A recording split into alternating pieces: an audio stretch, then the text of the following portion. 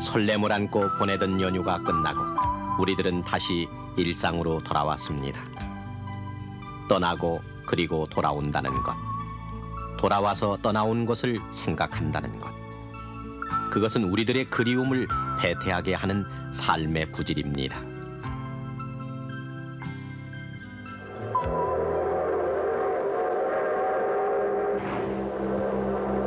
그 떠남과 돌아옴의 어간에서 기적을 울리며 우리를 고리짓게 하던 기차.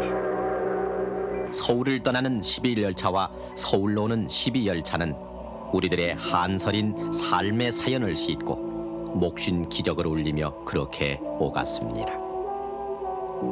서울을 떠나기 위해 역 광장에 긴 행렬을 만들던 초라한 사람들이 서로 밀리고 밀치면서 긴 장대에 휘두르며 앉았다 섰다 고생하던 때가 불과 5, 6년 전. 그리고 기차에 올라서면 발 디딜 틈도 없는 열착한 선반 위나 짐칸까지도 몰려든 사람들의 숨찬 아우성에 기차는 헉헉대며 몇 시간이고 울고 갔습니다.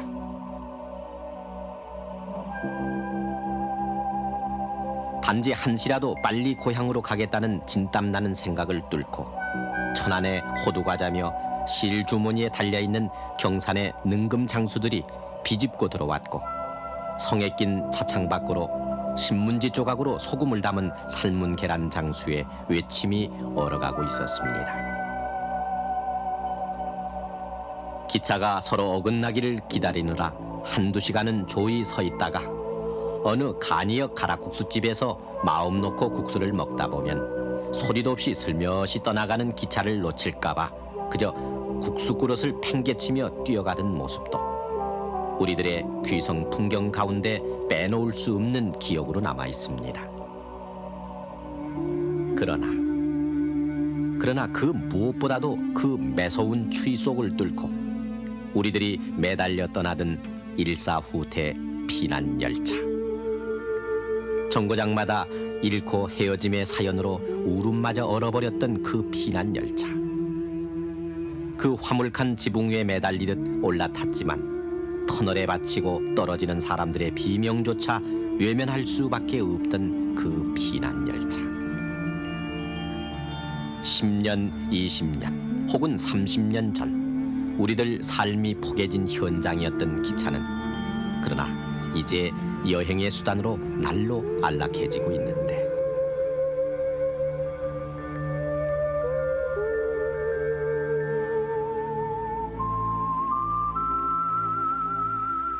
허기진 배를 주먹밥이나 삶은 계란 몇 개로 채우며 난간이나 화물칸에서 쪼그리고 앉아 궁핍의 세월을 마냥 졸면서 가던 11열차, 12열차.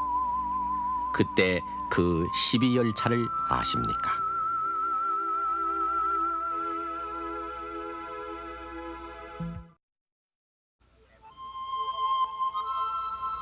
해방 이듬해 등장한 경부 특급 열차 조선 해방자호는 우리들의 감격 시대를 달리기 시작했습니다. 그러나 말이 특급 열차였지 서울을 떠나 부산까지 오는데 13시간 걸리는 게 예사여서 지금의 새마을호가 4시간 10분 만에 주파하는 것에 비교하면은 호랑이 담배 피던 시절 얘기였습니다. 하물며 완행열차는 느림보 거북이어서 미카니 파신이 하는 증기기관차들은 힘이 모자라 조금만 달려도 가쁜 숨을 몰아 쉬었고 언덕에서는 김을 만들기 위해 한참 동안 쉬었다가 고갯마루를 넘어가기도 했습니다. 그래도 이 기차들은 칙칙폭폭 연기를 내뿜으며 전국 방방곡곡을 돌아 신문 배달도 해주고 이곳저곳에 물자도 날라주며 새나라 새 소식을 전해주었습니다. 그래서 이 기차가 하얀 증기를 내뿜으며 정거장 구내로 진입해오는 기적 신호를 울려주면 모자에 금태두른 역장이나 조역 모두가 바빠지기 시작했습니다. 망태를 내려놓고 조역은 둥그란 통표를 들고 플랫폼으로 나갔습니다. 열차는 이 통표를 받아야만 다음 역까지 갈 수 있기 때문에 매 정거장마다 지나온 통표를 건네주고 다시 새로운 통표를 건네받았습니다. 그래서 전깃불도 없는 시골역에선 밤차가 들어오면은 조역은 횃불을 들고 마중을 나가 통표를 건네주고 건네받았습니다. 이렇게 통표를 교환하고 나면 역 사무실에서는 자석식 전화기를 돌려 다음 역을 부른 다음 역에서 보내도 좋다고 하면은 홈에 가둬 놓은 열차가 빠져나갈 수 있게 전철기를 열어 철길을 터주었습니다. 이런 연후에야 비로소 기차는 기적을 울리고 출발하게 되는데, 이런 기차라고 해야 대부분 아침 통학열차, 낮차, 오후차, 그리고 퇴근열차와 밤차가 고작이었습니다. 그러나 시계가 흔치 않았던 그 시절로서는 이렇게 듬성듬성이 다니는 열차를 보며 철로변 사람들은 하루 시간 가늠을 할 수 있었습니다. 망태가 내려지면 곧 낮차가 들어올 시간이 다 되었으니 정오가 가까워진 것을 알 수 있었고, 기적이 울리면은 안악들은 서둘러 새참이나 점심을 광주리에 이고 급히 들역으로 나갔고, 들역의 남정네들 역시 기적 소리에 배가 출출해져 연신 동네 어귀로 눈길을 돌리곤 했습니다. 또 이 기적은 시계뿐만 아니라 기상 통보관 역할도 해서 평소보다 가깝게 들려오면은 할아버지는 의뢰이 얘들아 곧 비가 오겠다, 장독 뚜껑을 덮어라 했습니다. 이 시골에서는 이 기차가 거의 생활의 중심 같은 이런 것이 있었습니다. 그게 뭐냐면 저녁에 주무시다가도 그 한 4km 떨어져 있으니까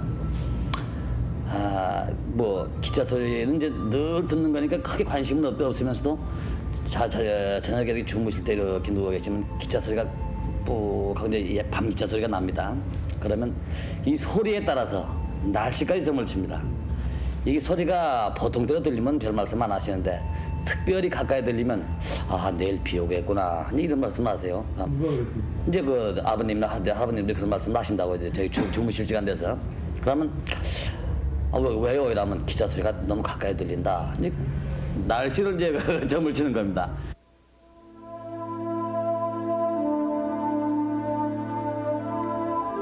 그런가 하면은 동네 아이들은 철로에 못을 올려놓아 자석을 만들기도 했고, 겨울에는 납작해진 못으로 썰매 꼬챙이를 만들기도 했습니다. 또 아이들은 먼 들판을 가로질러 오는 기차를 언젠가는 꼭 한번 타야지 하면서도 저희들은 아예 못 타볼 것이라는 생각에 주먹 감자를 먹여대기도 했습니다. 그때 풍문에는 노 대통령과 어느 대사가 그 주먹 감자를 놓고 환영의 뜻이라고 풀이를 했다고 해서 쓴웃음을 일게도 했습니다. 난생 처음 삼촌을 따라 서울 가는 기차를 탄 아이는 기와집 정거장과 금줄 금태두른 철도원 아저씨들을 보면서부터 신기한 여행을 시작합니다. 차창밖 풍경에 눈을 떼지 못하는 아이는 신장로를 달리는 버스와 경주도 해보고, 스쳐 지나가는 전봇대와 컴컴한 굴속 지나는 것을 속으로 헤아려 놓기도 했습니다. 자, 이렇게 서울에 도착해서 전차도 보고 남대문도 보았던 기차 여행은 동네 아이들에게 두고두고 자랑거리가 되었습니다. 그러나 대조 교용도 할 수 있게 해주던 기차도 연료 사정이 악화되면서 1947년 겨울에는 석탄 부족으로 운유 사태가 빈번해졌고, 급기야는 조선 해방자호 특급마저 한때 운행이 중단되기도 해서 사회 문제를 일으키기도 했지만은, 그래도 칙칙폭포 기차는 잦은 화부의 삽질에 흘러떨어지는 조개탄을 철길에 덤으로 뿌려놓아 우리의 추운 겨울을 감싸줄 줄도 알았습니다. 6.25 그 전쟁은 철마를 처절하게 분해해버렸습니다. 철도는 적군의 제일 공격 목표가 되었고, 조급히 편성된 피난열차는 미처 기차를 타지 못한 피난민들을 뿌리친 채 황망히 남행길을 재촉했습니다. 피난열차를 놓친 사람들은 며칠을 걸려 서울에 도착했고, 곧바로 꽁꽁은 한강을 넘어 영등포역에 나갔지만 언제 떠날지도 모를 열차를 기다리는 피난민들로 장사진을 이루었고, 다시 며칠을 지새우고서야 겨우 화물칸 지붕 위에 올라탈 수 있었습니다.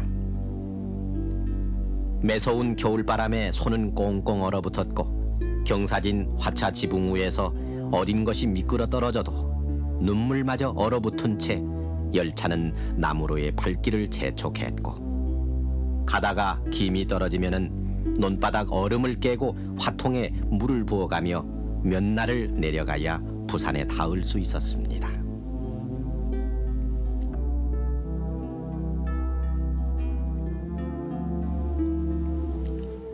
환도. 그러고서도 얼마 동안은 도강증을 받고 한강을 건너야 했고 한강 철교가 기차가 다닐 수 있게끔 복구되자 이승만 대통령이 첫 개통열차 기관차 앞에 올라타고 한강 다리를 건너고 나서야 철도 운행도 점차 정상을 되찾기 시작했습니다. 그러나 전쟁 통해 대부분의 열차가 파괴돼 객차는 턱없이 모자랐고 그래서 급기야는 화물칸을 개조해서 객차로 사용했습니다. 이렇게 나온 열차가 바로 라호, 마호 열차였습니다. 짐칸을 개조해 화차 벽에 상자로 덧댄 문이 달린 라호 열차. 그리고 그나마 창문도 없는 짐칸 객차인 마호 열차. 우리들 60년대, 70년대 고향길을 날라주던 이 완행 열차들은 특히 추석이나 설날 같은 명절 때는 아수라장이 되기 일쑤였습니다. 1960년 1월 26일 호남선 열차를 타려는 3,400명의 구정 귀성객이 일시에 서울역 개찰구를 빠져나오다 31명이 압사하는 참극이 빚어졌고 1974년에도 용산역에서 50명의 사상자를 내는 참극이 재연되기도 했습니다. 기차표 사는 데서부터 개차를 기다리는 순간까지 질서를 유지한답시고 휘둘러지는 긴 장대를 피해 이리저리 쏠리다가 간신히 개찰구를 빠져나와 기차에 오르면 좌석 하나에 3사람이 앉는 게 정원이었고 팔거리에라도 걸터 앉을 수만 있다면 운 좋은 귀성길이기도 했습니다. 간혹 앉은 사람이 화장실이라도 가기 위해 자리를 비우면 그동안이라도 자리에 앉아보려다 자리 임자가 인내 만해하며 시비가 벌어지기 일쑤였습니다. 공짜 열차 타는 사람이 많아 붐비는 승객 속에서도 차장은 어김없이 차표 검사를 실시해 점잖은 시골 아저씨들은 때절은 중절모에서 말없이 차표를 꺼내 보여주지만 아이의 표를 반표로 끄는 아줌마는 차장과 이 아이가 반표짜리니 온표짜리니 하며 차표 시비가 붙곤 했습니다. 또 선반 위에 올라간 승객과 차장은 내려오라느니 못 내려가겠느냐 하며 한바탕 시끌짝하게 싸움을 벌이기도 했습니다. 이렇게 차장이 붐비는 차 안을 뒤집고 가면은 왜 그리 잡상이는 많았던지 이리 비비고 저리 비비고 해서 감이나 사과를 파는 과일 장수 청년이 지나고 나면은 뒤이어 또 시류에 꿰단 땅콩과 오징어를 든 아저씨가 차 안을 비집고 나타납니다. 이에 뒤질세라 김밥 장사, 삶은 계란 장사 아줌마들이 객차 안을 헤집고 다녀 북새통을 이루곤 했습니다. 옛날에 아주 그 수송력이 부족하기 때문에 초만원을 이루었었죠. 객차가 그 의자가 70석, 80석으로 되어 있습니다만은 사실 그 객차가 중량이 12톤, 13톤까지 나가는 객차가 있습니다. 이게 200명이 타도 스프링이 내려앉지는 않는다 그런 뭐가 됩니다만은 약간 200명이 탄다는 것은 지금으로 봐서는 굉장히 그 차내가 폭주한 거죠. 도저히 그 차장들이 왕래하기도 어려울 지경이고 그러다 보니까 승객들이 그 선반에 가서 눕는 사람도 있었고 아주 대혼잡을 이뤘었습니다.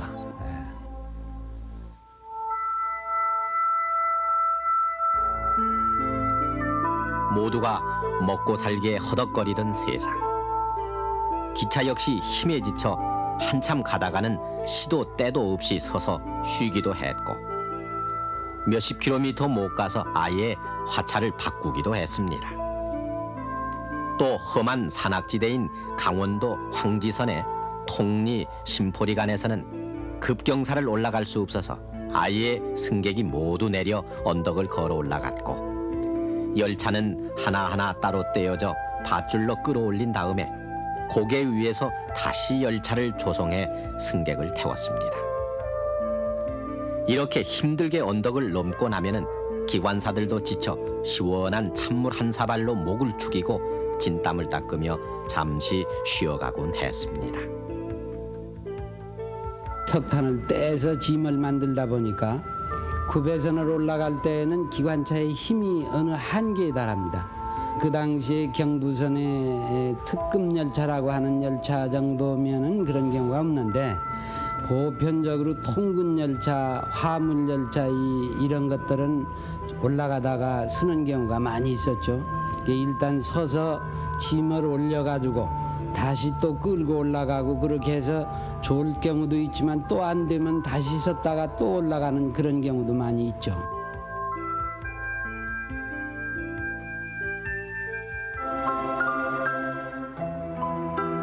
이렇게 가다 쉬고 연착을 밥 먹듯 하던 기차도 점차 디젤 기관차가 도입되기 시작하면서 조금씩 사정이 나아져갔고 특급 통일호가 생기는가 하면은 철도청에서는 특급 열차가 3시간 연착되면은 요금을 환불해주겠다고 공언하기도 했습니다. 그러나 완행열차는 기차가 사람을 기다리는 것이 아니었고 언제나 사람이 기차를 기다려야 했고 동태열차를 면하기 위해 객차 안에 조개탄 난로를 설치하기도 했지만 난로 하나의 열기로 깨진 유리창 틈으로 들어오는 찬바람을 막아주진 못했습니다. 이렇게 옷을 뒤집어 쓰고 또 아예 이부자리를 마련해 깔고 누워도 온몸에 파고드는 한기를 막지 못했고 그래서 추위에 떨다 보면은 그 유명했던 천안 호두과자도 대전역의 뜨끈뜨끈한 가락국수 맛을 따라올 수 없었습니다. 전기기관차는 아무리 힘이 좋은 파시 5형도 한 번에 150km 이상을 달릴 수 없어서 호남선이든 경부선이든 대전역에서 화차를 바꾸기 마련이어서 정차 시간이 길었고 그래서 더욱 대전의 가락국수는 불티나게 팔렸습니다. 1950년대나 60년대 후반까지만 해도 대전이 이 경부선과 호남선의 분기 지점이 돼가지고 열차의 수도 적을 뿐더러 상당히 복잡했습니다. 그리고 지금은 회덕역을 출발하게 되면 서대전역으로 바로 빠지는 선로가 있지만은 그 당시에는 대전역을 거쳐서 반드시 호남선을 나가기 때문에 일단 여객열차가 대전에 도착하면은 기관차를 바꿔야 됩니다. 그래 들어왔던 위치에서 반대 방향으로 바꿔 붙여가지고 나가기 때문에 손님들이 다시 온 길을 되돌아가는 기분으로 그런 착각하는 경우도 많이 있었습니다. 그래서 대전역 정차 시간이 많을 뿐더러 여유가 있으니까 손님들이 대전역 명물인 이 가락국수를 많이 드시고 이용을 많이 했습니다.